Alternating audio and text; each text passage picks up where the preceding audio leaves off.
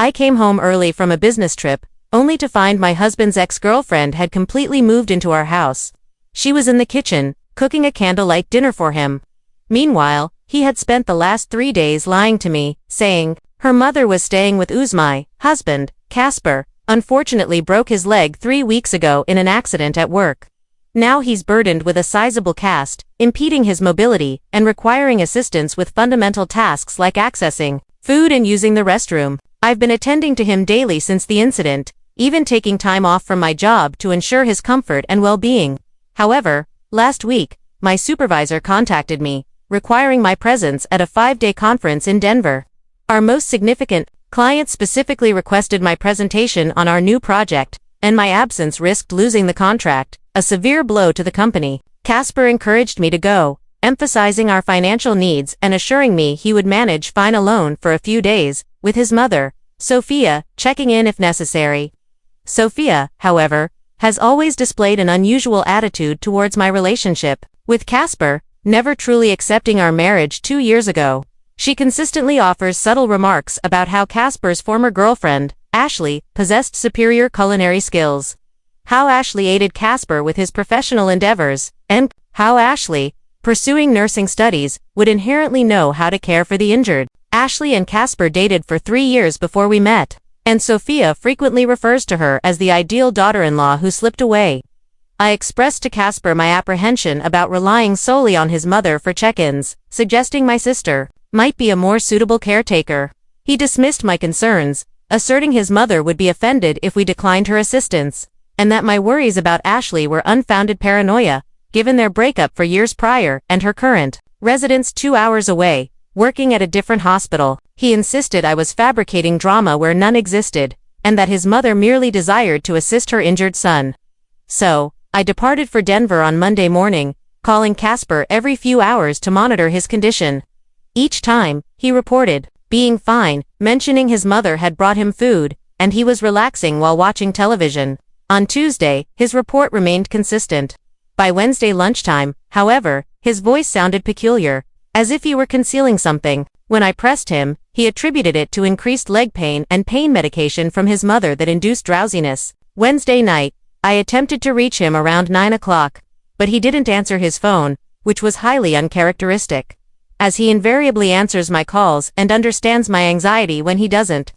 I tried 3 more times before contacting Sophia, who assured me Casper was likely asleep and I shouldn't worry excessively. Something felt amiss, but I was 800 miles away and unsure how to proceed. Thursday morning, Casper answered my call, but his voice was distant and distracted. When I inquired about his well-being, he stated he was fine and his mother was providing excellent care. When I asked about breakfast, he mentioned his mother had prepared eggs and toast, but then added something about the eggs being prepared exactly the way he likes them, an odd detail, as Sophia never cooks anything precisely to his preference, and usually just brings him fast food. A profound unease settled in my stomach, making it impossible to concentrate on the conference. My thoughts revolved around Casper's strange behavior and Sophia's sudden excessive helpfulness. During my lunch break, I called my neighbor across the street and asked if she had seen Sophia's car at our house. She mentioned seeing a different, unfamiliar car yesterday and today, a blue Honda with nursing-related stickers on the rear window. That's when I knew something was profoundly wrong. Sophia drives a red truck, and she doesn't know any nurses personally, except for Ashley, and Ashley drives a blue Honda. Casper had mentioned it previously. I immediately booked a flight to return home Thursday night instead of Friday afternoon, intentionally omitting this information from Casper, wishing to uncover the truth. The flight was delayed for 2 hours, and I didn't arrive home until nearly 11 p.m. as my Uber turned onto our street. I spotted the blue Honda parked in our driveway as if it belonged there. I sat in the car for 2 minutes, staring, contemplating my next move. Then, I decided I wouldn't skulk around my own home like some lunatic. I simply walked to the front door and used my key. The moment I opened the door, the aroma of cooking food filled the air, and I heard Casper's laughter emanating from the living room. This was perplexing. He hadn't laughed much since his injury, usually just watching television and complaining of boredom. I proceeded towards the kitchen, observing dirty dishes in the sink, unfamiliar groceries on the counter, and a woman's jacket, definitively not mine, draped over a chair. I entered the living room to find Casper seated on the couch with his leg elevated, and Ashley positioned beside him, her hand resting on his arm. They were engrossed in a movie, laughing as if nothing was amiss. The instant Casper saw me, a look of being caught in wrongdoing washed over his face. Ashley simply gazed at me as if I were the intruder. I asked Casper what Ashley was doing in our house. He stammered, explaining his mother thought it would be beneficial to have someone with medical training to assist him during my absence. And Ashley, having some vacation days, offered to help. Ashley merely sat there, smiling, stating she was pleased to aid Casper's recovery and had been staying in the guest room to ensure his well-being overnight. Should he require anything, I asked Casper why he hadn't informed me Ashley would be staying in our home. He replied he didn't want me to worry and knew I would become upset without cause, and that Ashley was merely helping as a friend. I reminded him that I had specifically asked him daily about his condition and who was caring for him, and he had lied to me every single time, stating it was only his mother assisting him. Casper grew agitated, accusing me of being jealous and irrational, asserting Ashley was a professional nurse who understood how to care for injured individuals better than I did, and that his mother deemed it a good idea. He insisted I should be thankful he received proper care while I was away working, instead of being angry, and that I was exaggerating a trivial matter. I surveyed the living room, noticing Ashley had relocated a substantial amount of her belongings there, including books, a blanket, and her purse. It appeared she had been living there for days. I inquired how long she had been staying in my house. She stated she arrived Tuesday afternoon after Sophia called her and requested her assistance with Casper, and that she planned to remain until my return on Friday. I informed Ashley she needed to pack her belongings and leave immediately, as I was home and capable of caring for my own husband, and her presence was no longer required. Ashley looked at Casper, as if awaiting his intervention. Casper then stated I was being impolite, and that Ashley had driven 2 hours to assist him and should at least be permitted to stay the night, given the late hour. I told Casper I did not care how late it was, and Ashley was not spending another night in our house. She could drive back to her own residence or secure a hotel room, but she was not staying here. Casper began shouting at me, calling me unreasonable and paranoid, insisting Ashley was merely attempting to help him, and I was behaving as if she were trying to steal him from me. I shouted back that his mother had no right to invite his ex-girlfriend to stay in our home without consulting me, and that he had no right to lie to me about it for 3 days. I added that if he desperately needed a nurse, he could have stayed with his mother or arranged for my sister's assistance, instead of allowing his ex-girlfriend to move into our residence. Casper said I was being dramatic and that nothing had occurred between him and Ashley, and I was humiliating myself by acting so jealous. Ashley finally stood up, stating she could see I was upset and that she would pack her things and leave. She added that she was only trying to help and believed I would appreciate someone thoroughly caring for Casper while I was working. I told her that if she genuinely wanted to help, she would have suggested Casper stay with Sophia or that Sophia could stay here, rather than moving herself into my house as if she resided there. Ashley ascended the stairs to retrieve her belongings, and I followed, ensuring she would actually depart. Upon entering the guest room, I observed she had completely moved in, with all her clothes in the dresser, toiletries in the bathroom, and even some of her food in the mini-fridge we kept up there. It appeared she had planned to stay for weeks, not just a few days. I asked her what she thought she was doing, moving all her possessions into my house. She replied Sophia had told her Casper might need assistance for a few weeks while his leg healed, and that I frequently traveled for work, so it would be beneficial to have someone nearby who could care for him. I informed her Sophia had no right to make that decision, and I did not frequently travel for work. This was the first business trip I had taken in over a year. Ashley insisted she was merely trying to be helpful, and that she and Casper remained friends, and she cared about him and desired his swift recovery. I told her that if she truly cared about him, she would respect his marriage and not move into his house when his wife was absent, and that her actions were inappropriate and wrong. Casper arrived upstairs on his crutches, breathing heavily from the climb, and told me to cease harassing Ashley, asserting she was simply being kind and I was making her feel bad without cause. I told Casper that Ashley was not just being kind, and that moving into someone's house for days without informing their spouse was not normal, helpful behavior, and that he knew it was wrong, or he would not have lied to me about it. Ashley finished packing her belongings and came downstairs. Casper hobbled after us. As she reached the door, she turned and told Casper that if he needed anything else, he should call her, and she hoped his leg improved quickly. Casper thanked her for everything and apologized for my difficult behavior, expressing his appreciation for all her assistance. After Ashley left, I entered the kitchen and saw she had prepared an entire dinner and left it on the stove. 2 plates were set on the table with candles in the middle, as if they were having a romantic dinner. I asked Casper about the candles.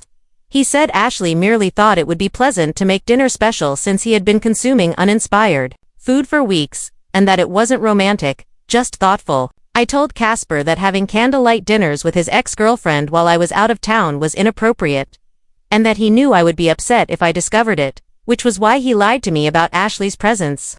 Casper said I was over everything, that Ashley was just being a good friend, and the candles were insignificant, and I was acting irrationally.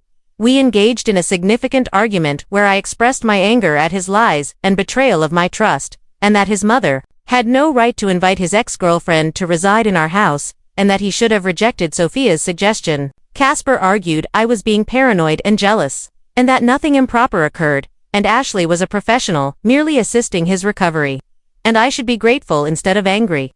Casper said I was being controlling, and that Ashley was a more capable caregiver than I was because she truly knew what she was doing. And his leg felt better after 3 days with Ashley than it had in weeks under my care. I told him that if Ashley was such an exceptional caregiver, perhaps he should live with her instead of me. And if he desired his ex-girlfriend's care so desperately, he should have married her instead. So, was I in the wrong for expelling my husband's ex-girlfriend? Update 1. I have been unable to sleep at all. Casper is behaving as if nothing occurred, as if I am the one who acted improperly. This morning, he asked me to prepare his breakfast. When I stated I wasn't hungry, he accused me of being petty and insisted he still required assistance because his leg remained broken, regardless of my anger towards him.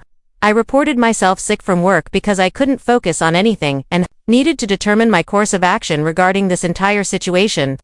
I contacted my sister, Arya, and recounted everything that transpired. She asserted that Sophia and Casper's actions were completely inappropriate, that I had every right to be furious, and that Casper, lying to me about Ashley's presence, was a significant warning sign.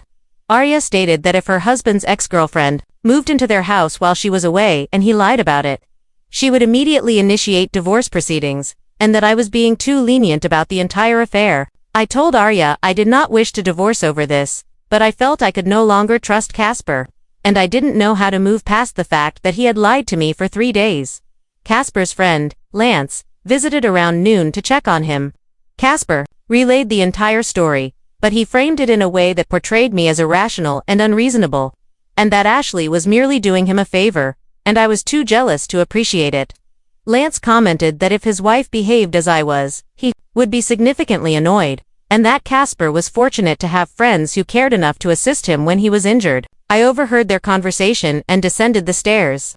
I informed Lance that he did not know the complete story, and that Casper had lied to me about Ashley's presence, and that she had moved all her belongings into our house without my knowledge, and they were having romantic dinners together while I was working. Lance stated that Casper had already mentioned the dinner and that it was not romantic. It was merely Ashley being kind and preparing good food. I asked Lance how he would feel if his wife's ex-boyfriend moved into their house while he was out of town, lied about it for 3 days, and had candlelight dinners with his wife. Lance asserted that was different because Ashley was a nurse, and was helping Casper with medical matters, and Casper's situation was unique because he couldn't care for himself.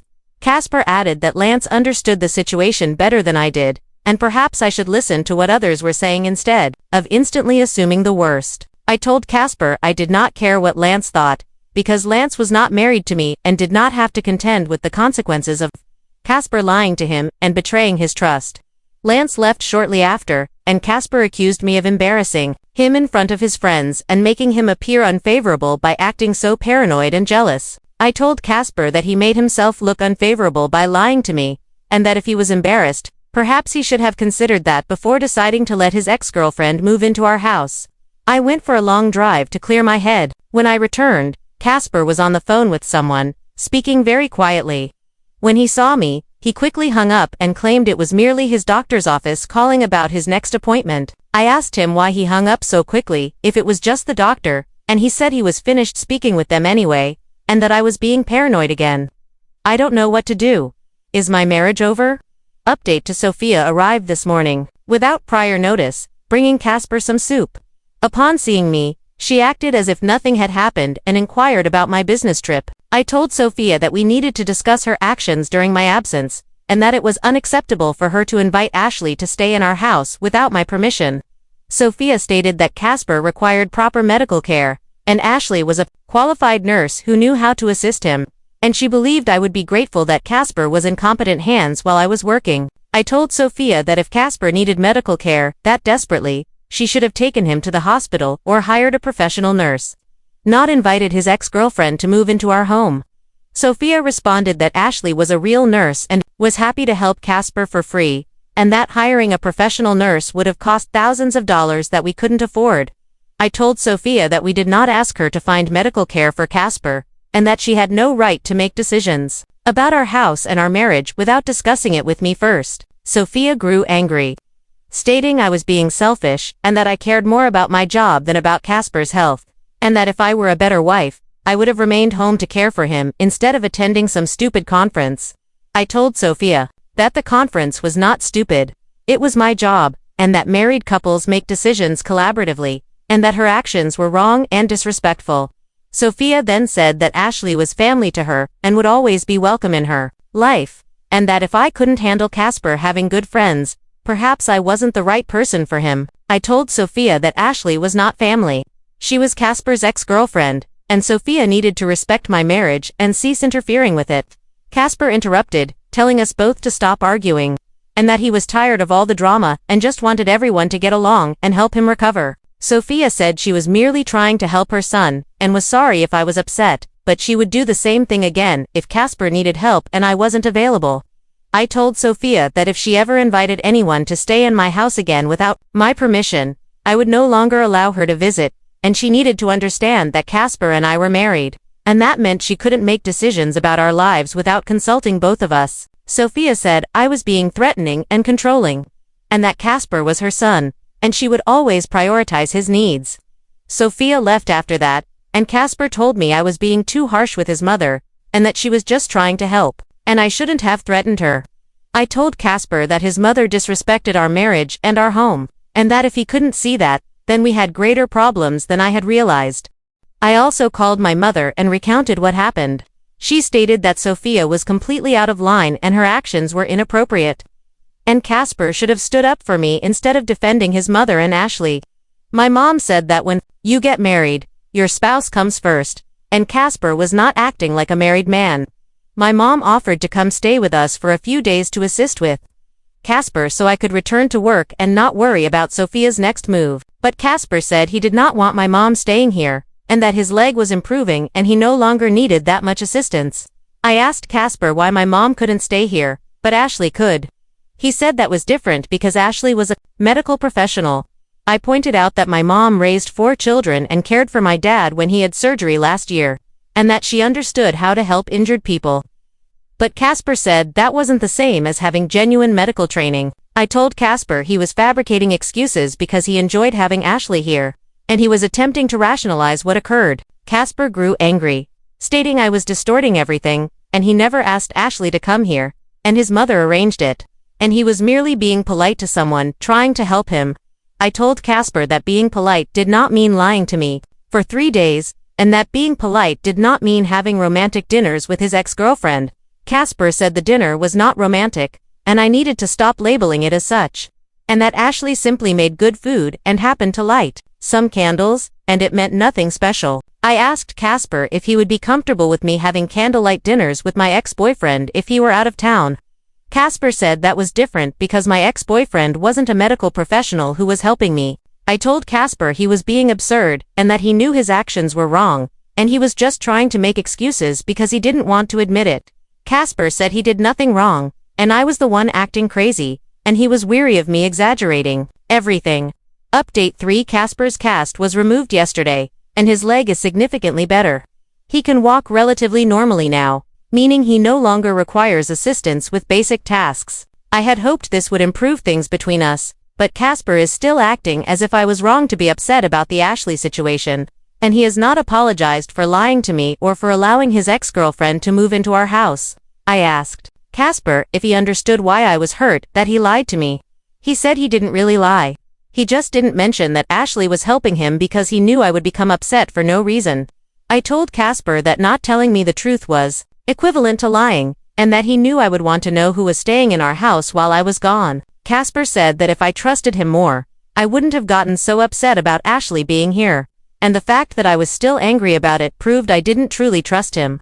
I told Casper that trust is something earned, and lying to your spouse is not the way to earn trust, and he broke my trust when he chose to conceal the truth from me. Casper said that nothing happened between him and Ashley, and they were just friends, and I was being paranoid to think anything inappropriate was occurring.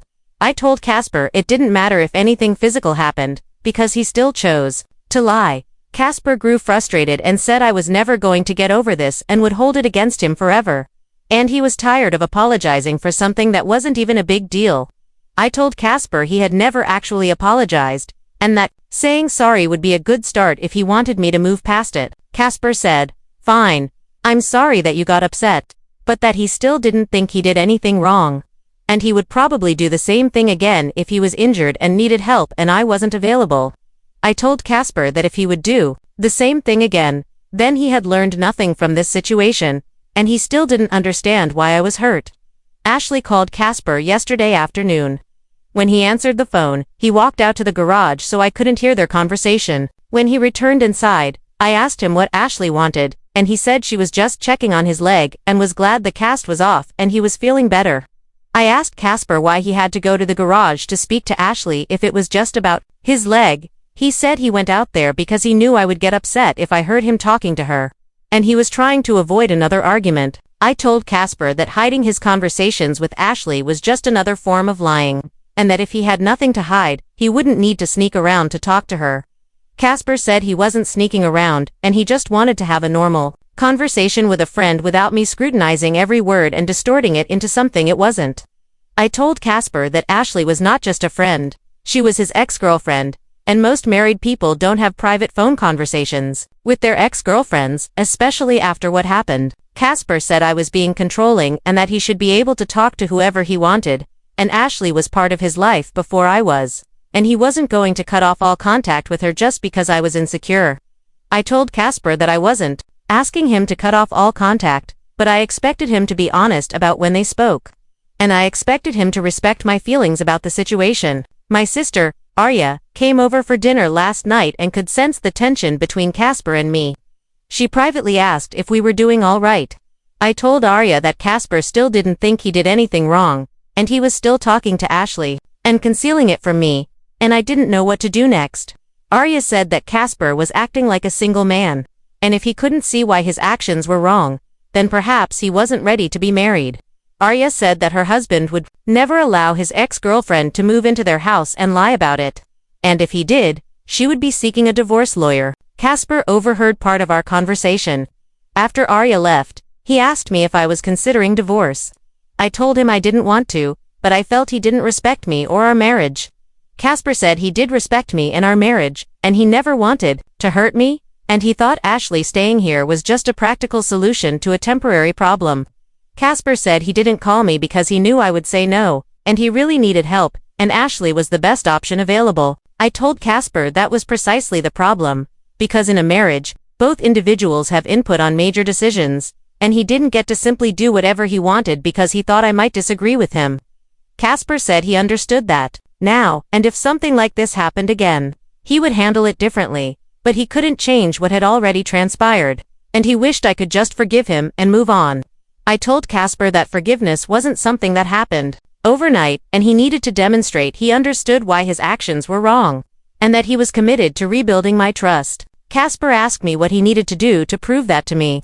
I told him that first, he needed to stop talking to Ashley, and if she called him, he needed to tell her that it was no longer appropriate for them to have private conversations. Casper said that seemed extreme, and Ashley was just being a friend, and cutting her off completely would be cruel and unnecessary.